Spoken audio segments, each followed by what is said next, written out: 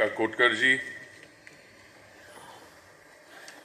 मंत्रिमंडल में मेरे सहयोगी रामेश्वर तेली जी, my colleague and collaborator Pankaj Jain ji, captains of industry, the CMDs, particularly Vartika ji, Alok Sharma ji, thank you very much for inviting me, and I deem it a great privilege and I have pleasure to address you at the 26th Energy Technology Meet. I'm very happy to see a large confluence of energy leaders, licensors, design and engineering companies, R&D, academic institutes from India, some from abroad, and I welcome each one of you. Dr. Kakotkar talked about the double transition. He talked about one of those transitions being how we move from the current to the point when, as per the Honorable Prime Minister's Vision 2047, when we will be a Viksit Desh or a developed country. Equally, he talked about the challenges in that transition in terms of the energy that you supply to the consumer at the point of consumption. At least that's how I understood it. And I think he has raised a very fundamental point, which is also a goalpost. And of course, part of this journey is the transition that we make. If it were a less complicated, and I would say an easier world, I think we could sit down, all of us, the CMDs, the people in the technology world, private sector, entrepreneurs, and plan as to how we will see the augmentation of resources and we will see that transition moving from pure fossil fuel to cleaner fuels, and then, as Dr. Kakotkar said, to net zero. Many in the world which does not perhaps have an adequate appreciation of India said that our net zero target of 2070 was perhaps a little too long term. And I want to mention that I think the one thing that has distinguished India from many countries in the world, and I know a little about that, is that when we set a target, our targets are the outside limits, not the unrealistic adoption of goals which we then try to justify as not being attainable.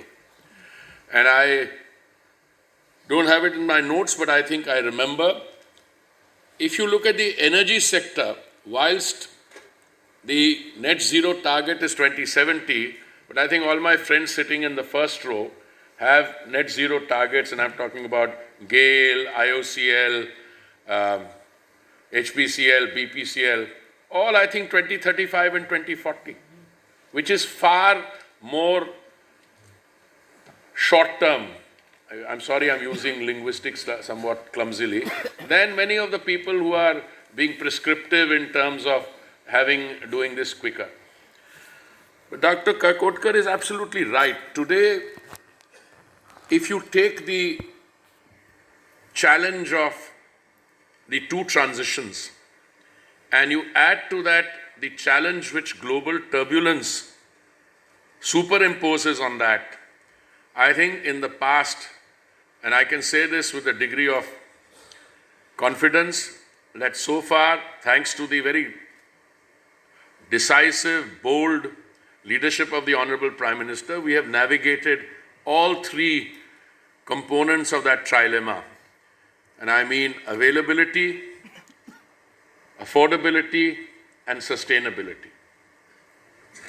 My colleague talked about the sustainability part of this trilemma in terms of what we've done in biofuels, what we have done in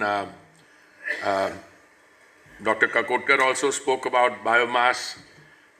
What we are going to do, Dr. Kakotkar was a little cautious about the green hydrogen part, and he said we referred to it as a wave of, as something in future. Of course, my conversations with the CMDs have a different ring on that. And I think my points on green hydrogen are that the 2030 targets we've set for ourselves are too conservative, and that given a little more push, that target can be revived and the attainability of that can be done quicker. And I make this general point that whenever there is global turbulence and you have to face the prospects of high prices, there are two risks which are being run. One is if prices go up very high, then inevitably, if the economic recovery in that period is fragile, and there's already a lot of liquidity in the market in this context because of the stimulus packages which were given during the COVID period, then the high price leads inevitably to a loss in demand. But governments don't plan like that. Governments have to take all scenarios into account. And I can tell you, when we manage the three challenges of availability, affordability, and sustainability, for a start, we did not allow our challenge on sustainability to be diminished at all. In fact, we accelerated it. And I am on record to have said, nothing drives the transition faster than if there is global turbulence, you realize that you have to do it and you have to do it yourself. And I think that is where I want to start by paying a tribute to Dr. Kakotkar, to all the other eminent people who work on the technology part of it. It is that entrepreneurial drive, in his case, of course, in an area where I continue to think I think we should use more nuclear energy, but then I'm making a statement in my personal capacity. I think you talk about green and clean energy, there's no reason why you should not use nuclear. In fact, a good world would be we use nuclear energy on the one side and then you use green hydrogen. I think that would be a very good combination. But in the interim, we are moving very fast. We are moving very fast. The 10% target on biofuels blending of November 22 was done 5 months in advance. The 20% biofuel blending target of 2030 we brought to 2025. And every time I go to a public forum and I ask how many E20 blended fuel is, how many retail points is it being done, and the number goes up. I'm sure it's over 5,000, well over 5,000 now. We'll complete it by 2025. We'll have E20 fuel available all over. Also, we are slowly but surely shedding the inhibition of this 20%. This 20% limit was imposed by us on ourselves because the automobile companies turned around and told us that up to 20% blending, you did not have to encourage any change in the engine.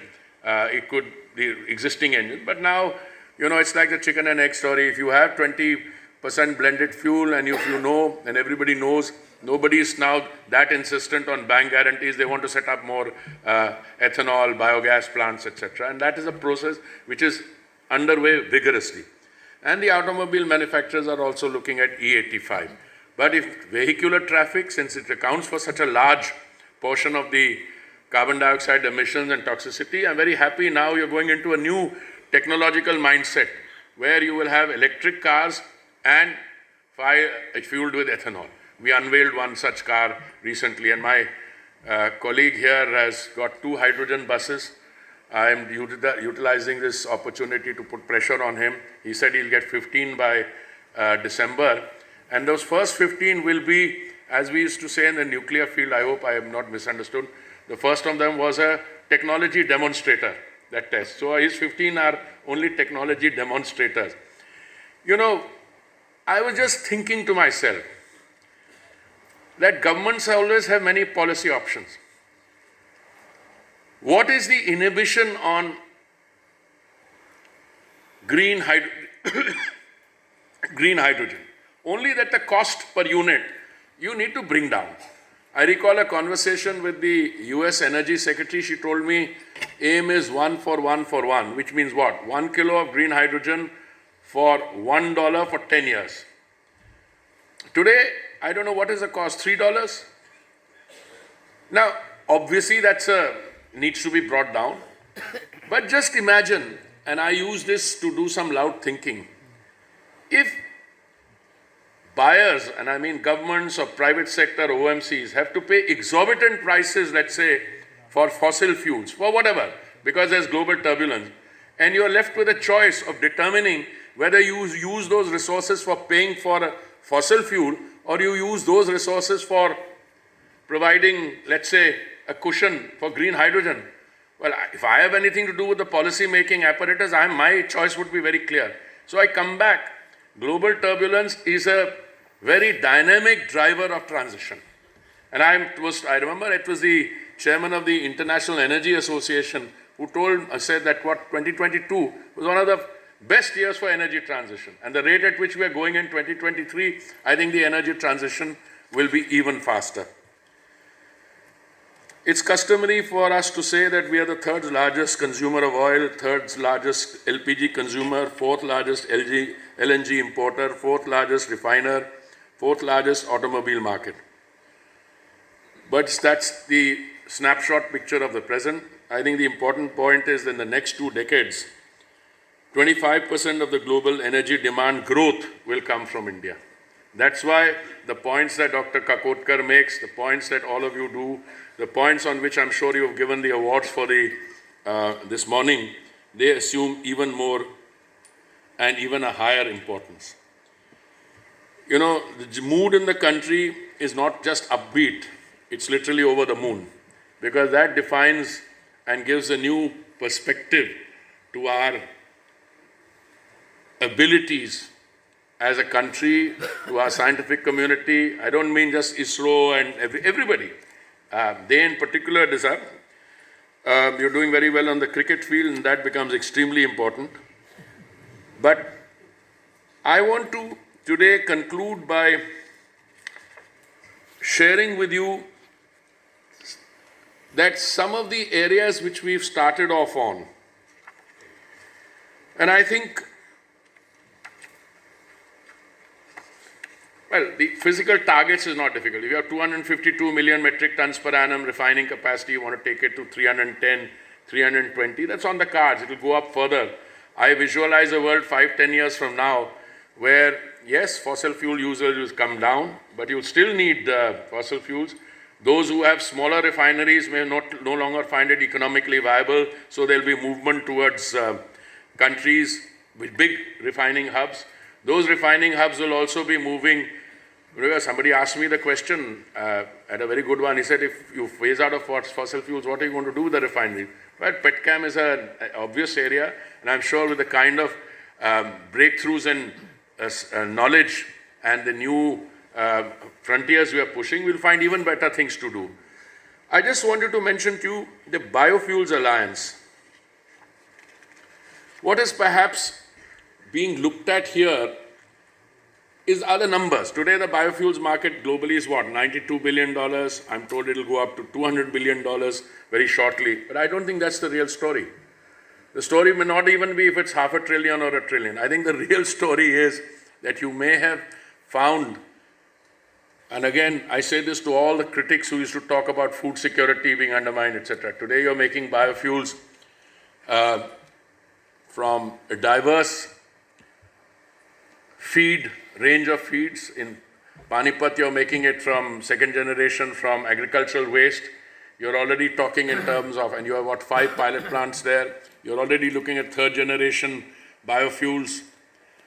But I think more than that, as we go along, you will find that this cross between agricultural sector and countries which are like ours, which are endowed with land, sunshine, the two feed each other, and the two, I think, supplement and strengthen each other.